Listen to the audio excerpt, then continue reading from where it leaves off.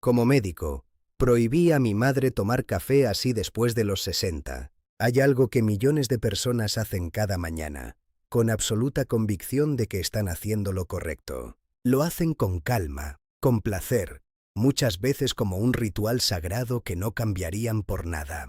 Y sin embargo, ese hábito tan inocente, tan cotidiano, tan profundamente arraigado en nuestra cultura, puede estar elevando el azúcar en sangre de manera silenciosa, día tras día, sin que ningún síntoma te avise. Estamos hablando del café, pero no del café en sí mismo. Estamos hablando de cómo lo estás tomando, porque el café preparado y consumido de la manera correcta tiene propiedades extraordinarias para la salud metabólica. Estudios publicados en revistas científicas de referencia han demostrado que el consumo adecuado de café puede reducir el riesgo de desarrollar diabetes tipo 2 en hasta un 30%. Pero hay una trampa enorme en esa afirmación. Una trampa que casi nadie te explica. Y es que esas mismas propiedades protectoras del café se convierten en un riesgo real cuando lo consumimos en los horarios equivocados, con los acompañantes equivocados y con la frecuencia equivocada. Hoy vamos a hablar de eso con honestidad y con detalle. Antes de continuar, cuéntanos en los comentarios cuántos años tienes y desde qué país nos estás viendo. Nos encantaría saberlo. Soy el doctor Miguel Castellanos, médico general con especialización en longevidad y salud metabólica, y llevo más de 20 años atendiendo pacientes mayores de 50 años que llegan a mi consultorio con una pregunta que nadie les había respondido antes. ¿Por qué mi azúcar sigue subiendo si yo cuido lo que como? Y muchas veces la respuesta está en algo tan pequeño como la taza de café de las 7 de la mañana. Pensemos en cómo toma café la mayoría de las personas que superan los 60 años. Se levantan, muchas veces todavía en ayunas, van directo a la cocina, preparan su café, le agregan una cucharadita de azúcar, o quizás dos, o un sobrecito de edulcorante que creen que es la opción saludable, y lo acompañan con un pan blanco, una galletita, o simplemente lo toman solo mientras el cuerpo todavía no ha procesado ningún alimento. Esto ocurre todos los días, en casi todos los hogares, y parece completamente inofensivo porque es lo que siempre se hizo, porque es lo que vimos hacer a nuestros padres, porque nadie jamás nos dijo que había una manera incorrecta de tomar café. Pero hay varias maneras incorrectas, y cada una de ellas tiene un mecanismo de daño específico que voy a explicarte ahora, con claridad, para que puedas entender exactamente qué le está pasando a tu cuerpo cada vez que repites ese ritual sin saberlo. El primer error es tomar café en ayunas, sin haber comido absolutamente nada antes. Cuando te despiertas, tu cuerpo ya lleva entre 8 y 10 horas sin recibir alimento. Durante esas horas, el cortisol, que es la hormona del estrés, alcanza su pico más alto del día, justo entre las 6 y las 8 de la mañana. Ese cortisol elevado ya está haciendo algo particular.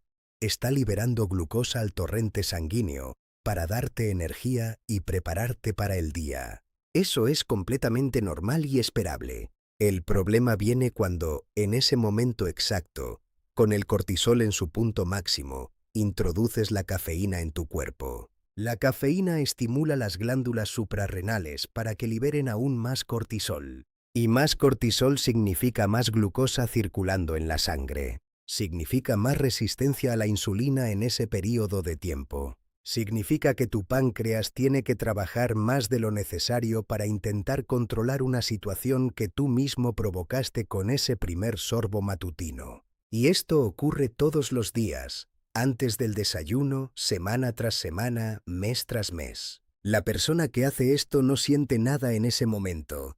No hay dolor. No hay mareo. No hay ninguna señal de alarma. Solo una sensación de despabilarse, de energía que llega, de ese bienestar habitual que asociamos con el café.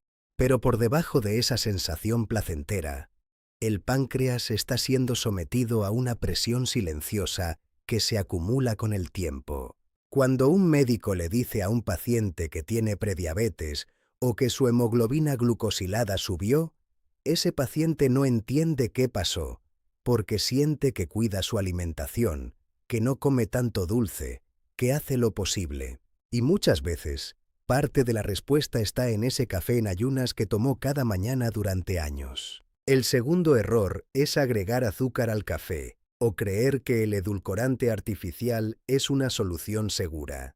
Empecemos por el azúcar, que es lo más obvio. Una cucharadita de azúcar en el café puede parecer insignificante, pero si tomas 2 o 3 tazas al día y cada una lleva su cucharadita correspondiente, estás agregando entre 15 y 30 gramos de azúcar simple a tu consumo diario solo a través del café. Eso se suma al arroz del almuerzo, al pan del desayuno, a la fruta de la tarde, a la gaseosa que alguien toma de vez en cuando.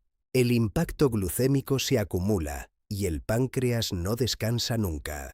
Pero el edulcorante artificial tampoco es la solución que muchos creen. Hay evidencia científica cada vez más sólida que demuestra que ciertos edulcorantes, especialmente la sacarina, el aspartamo y el acesulfamo de potasio, alteran la microbiota intestinal y pueden provocar un fenómeno llamado respuesta glucémica cefálica. Esto significa que cuando tu lengua detecta el sabor dulce, aunque no haya azúcar real, el páncreas recibe una señal anticipatoria y libera insulina de manera refleja. Insulina sin glucosa real a la que responder, lo que genera un desajuste metabólico que, con el tiempo, contribuye a la resistencia a la insulina. En personas mayores de 50 años, cuyos mecanismos metabólicos ya son más lentos y menos eficientes que a los 30, este impacto es proporcionalmente mayor. El tercer error es tomar café a última hora del día, después de las 4 o las 5 de la tarde. La cafeína tiene una vida media en el cuerpo de entre 5 y 7 horas. Eso significa que si tomas un café a las 6 de la tarde, a la medianoche todavía tienes aproximadamente la mitad de esa cafeína activa en tu sistema nervioso. Y eso interfiere directamente con la calidad del sueño. Ahora bien, ¿qué tiene que ver el sueño con el azúcar en sangre? Tiene todo que ver. Durante el sueño profundo, el cuerpo regula los niveles de cortisol, repara los tejidos, procesa los nutrientes del día y restaura la sensibilidad a la insulina. Cuando dormimos mal, aunque sea 1 o 2 horas menos de lo necesario, o aunque el sueño sea superficial e interrumpido, la sensibilidad a la insulina cae de manera significativa al día siguiente. Un estudio publicado en la revista Diabetes Care demostró que una sola noche de sueño deficiente puede reducir la sensibilidad a la insulina hasta en un 25%. Imagínate lo que ocurre cuando esto se repite noche tras noche durante meses o años, porque el café de la tarde se convirtió en un hábito inamovible. Si llegaste hasta aquí es porque te tomas en serio tu salud y eso dice mucho de ti. Por eso, no olvides suscribirte al canal y activar la campanita para no perderte ningún contenido que pueda hacer una diferencia real en tu vida. El cuarto error, y este es uno que muy pocos médicos mencionan en una consulta de rutina, es tomar café inmediatamente después de una comida principal, creyendo que es bueno para la digestión. Muchas personas tienen el hábito de terminar el almuerzo o la cena y prepararse su taza de café casi de inmediato. Y hay algo que parece lógico en eso. El café estimula el movimiento intestinal, ayuda a sentirse más liviano, tiene ese efecto activador que después de comer se siente especialmente bien.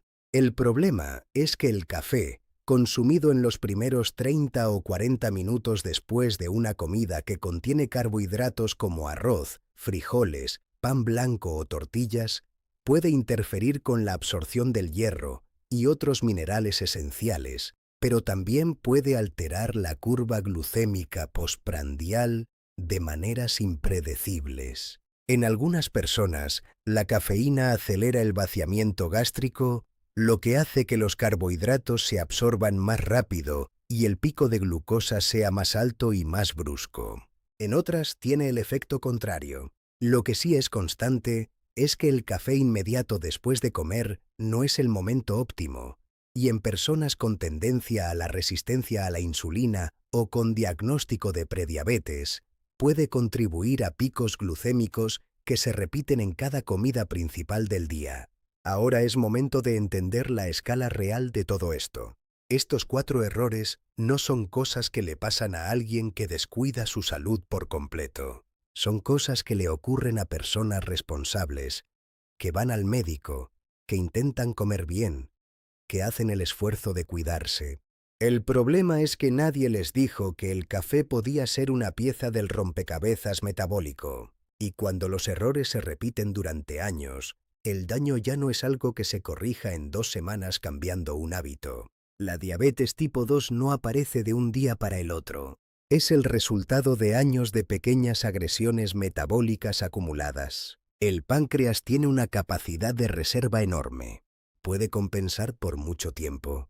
Puede seguir produciendo insulina en exceso durante años para intentar mantener el azúcar bajo control, hasta que llega un punto en que ya no puede más. En ese momento, la glucosa en ayunas empieza a subir. Aparece la prediabetes. Y si nada cambia, en pocos años el diagnóstico de diabetes tipo 2 es inevitable. Y aquí viene el dato que más me preocupa como médico. Según la Federación Internacional de Diabetes, más de la mitad de las personas que tienen prediabetes no lo saben. Porque la prediabetes no duele, no genera síntomas claros. El cansancio que se siente se atribuye a la edad.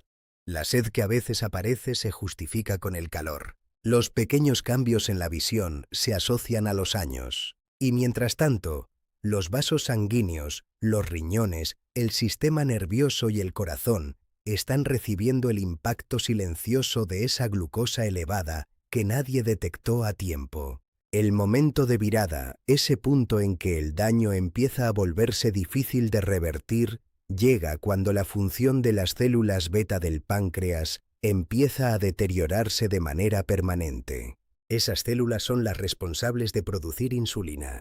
Cuando han sido sobrecargadas durante demasiado tiempo, cuando el páncreas trabajó en exceso por años para compensar la resistencia a la insulina generada por hábitos como los que acabamos de describir, esas células no se recuperan completamente. No mueren todas, pero su capacidad productiva queda comprometida. Y en ese punto, aunque la persona cambie todos sus hábitos, aunque haga todo bien, el manejo del azúcar en sangre ya requiere apoyo externo, ya sea en forma de medicación oral o, en los casos más avanzados, insulina. El margen de maniobra se reduce drásticamente.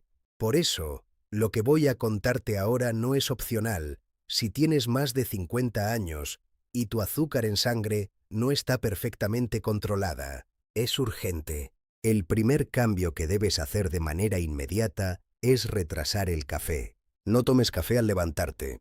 Espera al menos 90 minutos después de despertar.